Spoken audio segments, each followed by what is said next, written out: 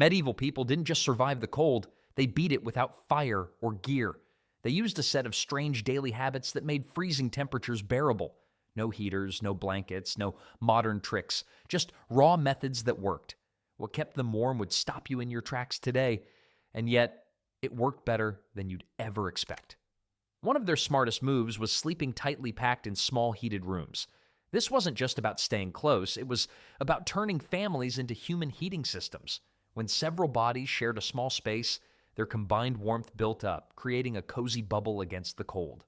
In a way, medieval homes ran on what you might call group heating, powered by nothing but dinner and body heat. This wasn't about being social, it was about survival physics. Multiple people in a confined space meant multiple heat sources working together. Parents, children, sometimes grandparents all shared sleeping areas during the coldest months. The combined body heat raised room temperature significantly compared to sleeping alone. Small rooms were easier to heat and hold warmth than large spaces. Medieval builders understood that every cubic foot of air required energy to warm. Families often moved into the smallest room during winter, abandoning larger spaces until spring returned. Think of it as medieval downsizing, except the goal was staying alive instead of saving money. Thick walls made from stone and timber created thermal batteries that stored heat during the day and released it slowly through the night. These weren't just strong walls, they were heat storage systems disguised as construction. Wall thickness of 2 to 3 feet wasn't showing off, it was physics that kept warmth inside. Small windows made perfect sense when you understand that windows are expensive holes in your heat-keeping system. Medieval people thought of windows as necessary evils that let light in, but also let precious warmth escape. Most windows were tiny openings covered with oiled cloth or thick wooden shutters that sealed completely at night. Draft control became an obsession because cold air is sneaky and will find any gap to enter. Every crack around doors, windows, and walls got stuffed with cloth, moss, or clay. Medieval people treated air leaks like personal enemies that needed to be defeated one gap at a time. Room arrangement followed heat-sharing principles rather than comfort or privacy. The warmest sleeping area was positioned closest to the fire source. Food preparation areas shared walls with sleeping spaces, so cooking heat helped warm bedrooms. Storage areas acted as buffer zones between heated spaces and the brutal outside world. Simple changes in room layout made huge differences in heat retention. Moving beds closer together, positioning sleeping areas near cooking fires, and using heavy curtains to divide large spaces into smaller thermal zones. Medieval interior decorating was basically, will this arrangement prevent death by freezing? These thermal zoning principles work just as well today. Closing off unused rooms during winter, moving sleeping areas closer together, and using heavy curtains to create smaller heated spaces can dramatically reduce heating costs while keeping you warmer. But thermal zoning was only the beginning of medieval warming strategies.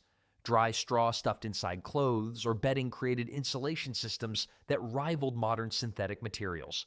This wasn't random plant matter. Straw was carefully selected, dried, and prepared specifically for its heat-trapping properties. Medieval people discovered that the same stuff cows sleep on could keep humans from freezing to death. Straw works because it's basically nature's bubble wrap. Each hollow stem traps air in tiny pockets that prevent heat from escaping your body. When stuffed between layers of clothing or inside mattress covers, straw created insulating barriers that blocked cold while allowing body heat to stay close to your skin. The key was keeping straw completely dry. Wet straw loses all insulating properties and actually makes you colder by conducting heat away from your body. Medieval people stored straw in covered areas and checked it regularly for moisture. Fresh, dry straw was replaced seasonally to maintain maximum insulation effectiveness. Availability made straw the perfect medieval insulator. Every farming community had abundant straw left over from grain harvests. Wheat straw was premium quality, oat straw worked well, and barley straw was better than nothing. Even poor families had access to insulation technology that grew in fields around their homes. Moss served as a second natural insulator with unique moisture resistance properties. Certain types of moss could absorb water while still maintaining some insulating capacity. Sphagnum moss was particularly prized because it stayed relatively dry even in damp conditions and provided cushioning along with warmth. Moss collection became a seasonal activity in regions where it grew abundantly. Families gathered moss during dry periods, cleaned it of debris, and stored it for winter use. Moss got stuffed into shoes, packed around sleeping areas, and used to fill gaps in clothing where straw might be too bulky. Hay and dried leaves provided additional insulating options in different regions. Hay offered similar properties to straw, but with different availability depending on local farming practices. Dried leaves, when properly collected and stored, created effective insulation layers for bedding and clothing padding. Regional variations developed based on what plants grew locally. Forest communities used pine needles and dried ferns. Grassland areas relied on prairie grasses. Coastal regions sometimes used dried seaweed. Medieval people basically turned their entire environment into a hardware store for staying warm. These plant-based insulators remain practical today for camping, emergencies, or situations where modern insulation isn't available. Dry straw, moss, and leaves still trap air and provide warmth using the same principles medieval people understood centuries ago. Modern applications include emergency shelter insulation, camping gear enhancement, and backup heating strategies. Understanding how natural materials trap air and prevent heat loss can be valuable knowledge when conventional heating systems fail. Natural insulation works best when combined with proper heat sources. Heated stones or bricks wrapped in cloth and placed inside bedding created medieval heating systems that worked all night without fuel. People heated rocks or bricks by the fire for hours, wrapped them carefully in layers of fabric, then positioned them strategically in beds before sleep. These ancient heating pads stayed hot longer than most modern relationships. The process required careful timing and preparation. Stones or bricks heated by fires until they were almost too hot to handle, then wrapped in multiple layers of wool or linen cloth. The wrapping wasn't just safety equipment, it controlled heat release, turning scalding hot objects into gentle, steady warmth sources. Placement strategy determined effectiveness. Heated objects went at the foot of beds where they warmed feet, which helped regulate overall body temperature. Some people placed wrapped stones near their core body area for maximum warming effect. Medieval people learned that warming your feet was like turning on your body's internal thermostat. This method provided steady warmth that avoided the shock of getting into freezing beds. Instead of enduring minutes of shivering while body heat slowly warmed cold bedding, people climbed into pre-warmed sleeping areas that felt comfortable immediately. The psychological benefit was almost as important as the physical warmth. Different materials held heat for different lengths of time. Large river stones retained heat longer than small rocks. Fired clay bricks held warmth steadily through most of the night. Metal objects heated quickly, but also cooled faster than stone or brick alternatives. Hot water and animal skins provided another heat-retaining option when stones weren't available. Water heated by fires and sealed in leather containers created flexible heating sources that could be positioned anywhere in beds. Medieval people basically invented hot water bottles using whatever dead animals they had lying around. Heated sandbags offered portable warmth that could be moved around as needed. Sand heated by fires and contained in cloth bags created heating sources that molded to body shapes while releasing steady heat. These worked especially well for people who needed to move between different sleeping areas. Safety considerations were crucial because burns were serious medical emergencies in medieval times. Everything got wrapped in enough fabric to prevent direct skin contact with hot objects. People learned through experience how much wrapping was needed to provide warmth without causing injury. Modern adaptations of this ancient technique work just as well today. Hot water bottles, heating pads, and heated rice socks operate on the same principles medieval people used with stones and bricks. The technology changed, but the physics of pre-warming your bed remained exactly the same. Simple modern versions include filling water bottles with hot water, heating rice-filled socks in microwaves, or using modern heating pads to warm beds before sleep. The comfort and energy-saving benefits are identical to what medieval people experienced. Heat beds worked even better when combined with proper insulation layers. Layering clothes to trap air between garments worked better than thick fabric alone because air is nature's best insulator when prevented from moving. Medieval people discovered that multiple thin layers with air gaps provided more warmth than single thick garments of the same total thickness. They basically invented invisible blankets made of nothing but trapped air. The science was simple. Still air conducts very little heat, but moving air carries warmth away from your body. By creating multiple layers with air spaces between them, medieval clothing trapped air and prevented it from circulating.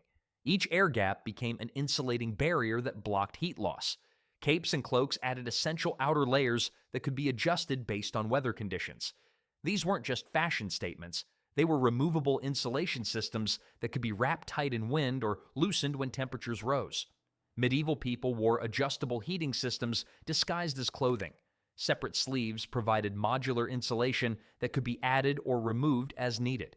These detachable arm coverings allowed people to adjust warmth levels without changing entire outfits.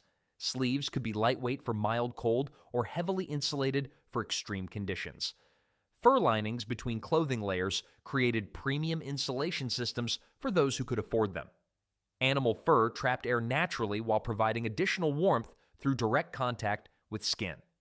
The best fur-lined garments had multiple layers with fur positioned strategically for maximum heat retention. Quilted clothing used stitching patterns to create air pockets within single garments.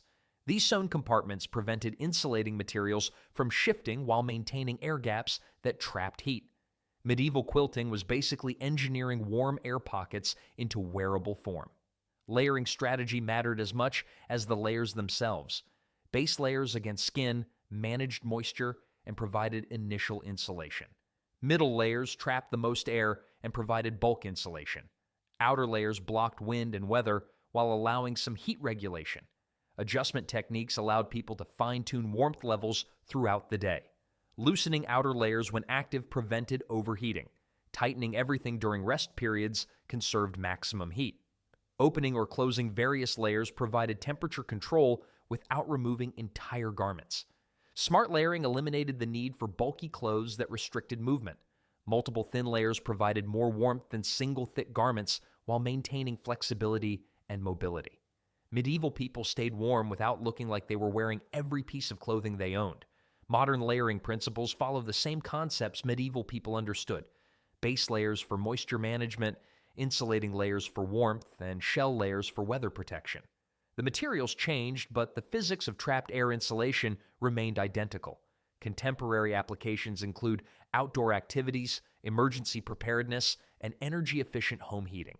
Understanding how air gaps provide insulation helps people stay warm with less energy while maintaining comfort and mobility. Proper layering worked best when combined with efficient fire management. Small fires with controlled smoke vents kept warmth longer than large blazes that burned through fuel quickly. Medieval people learned that steady, manageable fires provided consistent heat while conserving precious fuel supplies. They discovered that bigger fires weren't better fires, they were just more expensive fires. Fire size strategy focused on sustainability rather than immediate heat output. Large fires burned hot but consumed fuel rapidly and often overheated small spaces. Small fires burned steadily for hours, providing consistent warmth that could be maintained through long winter nights without constant fuel feeding. Partially closing smoke holes trapped heat inside homes without suffocating occupants. This required careful balance. Too much closure caused dangerous smoke buildup, while too little closure allowed valuable heat to escape.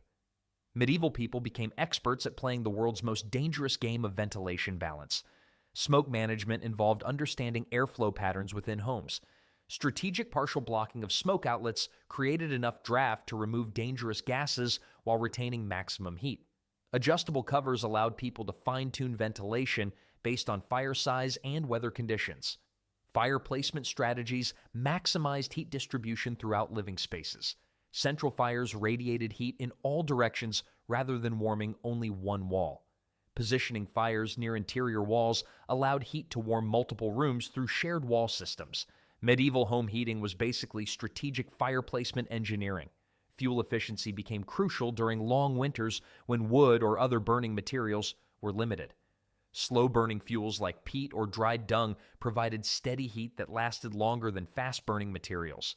Mixing different fuel types created custom burning rates for specific heating needs. Heat reflection techniques used stones, metal, or other materials to direct fire warmth where it was needed most. Positioned rocks behind fires reflected heat back into living spaces rather than letting it disappear up chimneys. Medieval people invented heat reflectors using whatever materials they could find lying around. Fire timing aligned with daily activity patterns and temperature cycles. Starting fires before the coldest parts of nights ensured warmth when it was needed most. Banking fires with slow-burning materials kept heat sources alive through sleep periods without constant attention. Safety considerations were critical because house fires meant losing everything, including your life. Proper ash removal, ember management, and fire containment prevented accidents that could destroy homes and families. Medieval people developed fire safety protocols through hard experience. Modern applications of these principles include efficient wood stove operation, fireplace heat maximization, and emergency heating situations. Understanding how to manage fire size, smoke flow, and heat distribution can dramatically improve heating efficiency while reducing fuel consumption. Contemporary fire management techniques still follow medieval principles of controlled burning, strategic placement, and heat retention. The tools became more sophisticated, but the physics of getting maximum warmth from minimum fuel remained exactly the same. Controlled fires worked best when combined with internal heating from food and drink. Hot, spiced drinks and fatty stews warmed people internally by increasing blood flow and heat retention from the inside out. Medieval people understood that what you ate and drank could raise your core body temperature more effectively than external heat sources alone. They basically discovered that soup was liquid central heating you could eat. Spiced drinks created immediate warming sensations that helped bodies feel warmer even in cold environments. Ginger, pepper, and other warming spices increased blood circulation and generated internal heat through metabolic processes. Medieval people didn't understand the science, but they definitely understood that spicy drinks made cold people feel better. Fatty stews provided both immediate warmth and long-lasting energy for internal heat production. Animal fats and rich broths supplied calories that fueled the body's natural heating mechanisms, while the hot liquid transferred heat directly to the stomach and core body areas. Warming herbs became essential ingredients in medieval cold weather cooking. Ginger provided lasting internal warmth without negative side effects. Pepper created immediate heat sensations. Cinnamon, cloves, and other spices contributed to overall warming effects while adding flavor to otherwise plain winter foods. Fats played crucial roles in medieval warming recipes because they provided concentrated energy and helped bodies maintain warmth longer. Animal fats from meat, butter, and other sources supplied calories needed for internal heat production while creating satisfying meals that kept people full longer. Hot drinks before sleep helped maintain body temperature throughout cold nights. Warm ale, heated wine, or spiced broths consumed before bedtime provided internal heat that lasted for hours. Medieval people discovered that drinking something hot before bed was like turning on internal heating that worked all night. Timing meals for maximum warming effect aligned food consumption with daily temperature patterns. Hot breakfast drinks helped raise body temperature after cold nights. Midday warm meals provided energy during active periods. Evening hot foods prepared bodies for sleep in cold bedrooms. Eating strategies focused on foods that generated internal heat through digestion. Protein-rich foods require energy to digest, creating internal warming through metabolic processes. Spicy foods increased circulation and created warming sensations that helped people feel comfortable in cold environments. Medieval cooking techniques maximized heat delivery and retention in prepared foods. Slow-cooked stews stayed hot longer than quickly prepared foods. Thick soups retained heat better than thin broths. Covered pots kept foods warmer during transport from cooking areas to eating spaces. Communal eating during winter created group warming sessions where shared hot foods combined with body heat and breath warmth to create comfortable microclimates. Large family meals were essentially heating parties powered by soup and human presence. Modern applications include strategic use of warming foods and drinks during cold weather. Spicy foods, hot beverages, and hearty soups still provide internal heating using the same principles medieval people understood. The ingredients became more varied, but the physics of internal warming through food remained identical. Contemporary food warming strategies can supplement modern heating systems while providing comfort and nutrition. Understanding how different foods and drinks affect body temperature helps people stay warm more efficiently while enjoying satisfying meals. These 6 medieval techniques working together created complete warming systems that kept people alive through winters that would challenge even modern heating technology.